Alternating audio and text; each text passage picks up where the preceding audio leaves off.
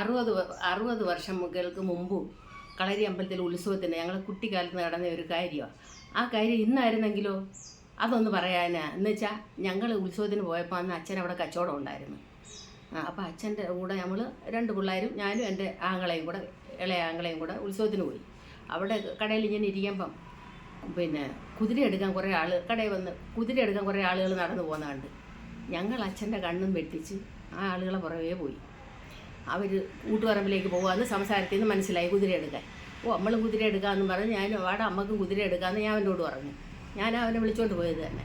വിളിച്ചുകൊണ്ട് ഞങ്ങൾ 2 പേരും കൂടെ പോയി. അവിടെ ഊട്ടുപറമ്പിൽ ചെന്ന് കഴിഞ്ഞിട്ട് ആ ആളുകൾ ഇത്രയും പേരും കൂടെ പനയഞ്ചേരി അമ്പലത്തിലോട്ട് പോയി. അപ്പോൾ ഞങ്ങളും അവരുടെ പുറകെ പനയഞ്ചേരി അമ്പലത്തിലോട്ട് പോയി.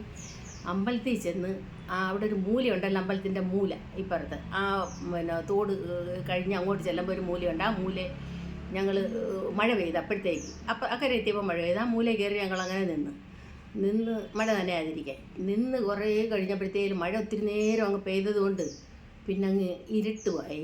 ആ ആളുകളെ ഞങ്ങൾ 4 വശവും നോക്കിയപ്പം കണ്ടതുമില്ല കുതിര എടുക്കാൻ വന്നവരെ.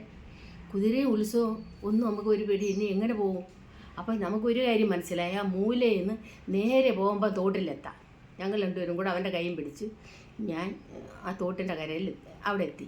4 വശവും നോക്കി ഭയങ്കര വെള്ളം, ക്രോസ് ചെയ്യാൻ പറ്റുന്നില്ല. ഇനി എങ്ങനെ പോകും. അങ്ങനെ നമ്മൾ അവിടെയൊക്കെ നോക്കിയപ്പോൾ കാണാം ഒരാൾ ഇച്ചിരി കൂടെ അങ്ങോട്ട് നിൽക്കുന്നുണ്ട്. ഞങ്ങൾ 2 പേരും കൂടെ അവൻ്റെ കൈയും പിടിച്ച് ഞാൻ അയാളെടുത്ത് അവിടെ ചെന്നിട്ട് ഞാൻ ഞങ്ങൾ പറഞ്ഞു ഞങ്ങൾ അയാളെ മുണ്ടിലിങ്ങനെ കയറേണ്ടി ആളെ ഞങ്ങളെ അങ്ങ് അക്കരയാക്കുമോ എന്ന് ചോദിച്ചു. അന്നേരം അയാൾ പറഞ്ഞു, നിങ്ങൾ പിള്ളേരെ ഇവിടെ എങ്ങനെ വന്നു? ഞങ്ങൾ കുതിര എടുക്കാൻ വന്നതാ എന്ന് പറഞ്ഞു. കുതിര എടുക്കാനോ? നല്ല ആളുകൾ കുതിര എടുക്കാൻ. പിന്നെ ഞങ്ങൾ അങ്ങനെ നിങ്ങൾ ഏത് വീട്ടിലെയാണ് എന്ന് ചോദിച്ചു. ഞങ്ങൾ കൊടിയേരിയത്ത് വീട്ടിലെയാണ്. നിങ്ങൾ അച്ഛനും അമ്മയൊന്നും കൂടില്ലേ? അച്ഛനവിടെ കച്ചവടമുണ്ട്, അച്ഛൻ്റെ കൂടെ വന്ന കടയിൽ നിന്ന് അച്ഛൻ്റെ കണ്ണും തപ്പിയാണ് ഞങ്ങൾ ഇങ്ങോട്ട് പോരുന്നത് എന്ന് പറഞ്ഞു. അച്ഛൻ കാണാതെ അങ്ങേര് തോട്ടിലോട്ട് അങ്ങേര് പറഞ്ഞാൽ ശരി വാ. അങ്ങേര് അവിടെ ഇരുന്ന് തന്ന് 2 തോളിലും ഞങ്ങൾ കയറിയിരിക്കാൻ പറഞ്ഞു. കാലപ്പുറവും ഇപ്പുറവും വെച്ച് അങ്ങേരുടെ തോളിൽ ഞങ്ങൾ കയറിയിരുന്നു. അപ്പോൾ കയറിയിരുന്നിട്ട് അങ്ങേരുടെ ചെവിയിലും മുടിയിലും കൂടെ ഞാൻ ഇപ്പോഴും പിടിച്ച കാര്യം എനിക്ക് ഓർമ്മയുണ്ട്. ഞാൻ പിടിച്ചിരിക്കുന്നത് മറ്റേ അവൻ പിണ്ടെടുത്തും പറഞ്ഞ് ചെവിയിലും മുടിയിലും കൂടെ പിടിച്ചോ.